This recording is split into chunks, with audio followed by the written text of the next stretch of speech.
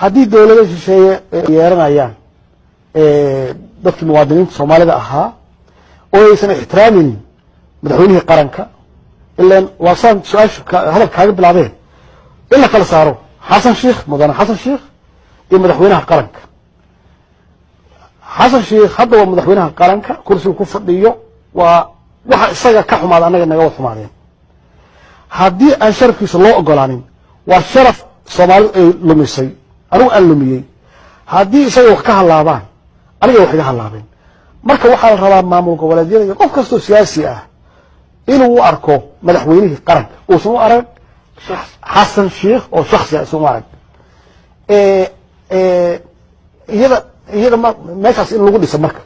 qarnimadii meeshaas lagu dhiso oo dee aanan la aadin wadamo shisheeye aan kalsooni laga raadsan wadamo shisheeye maxaan ku rahdaa qof walba oo Soomaali ah uu siiyo fursad dawladda hadda jirto inay shaqayso taladana dee waa la wadaagaa qofkii tala ku darsan karna ku darsan sida annaga aan sameeyno kala talaan ku darsanaynaa haddii qofku chance u helo private inuu siiyana haddii xumaadaan uu private siiyo laakiin waxaani waa wada leenahay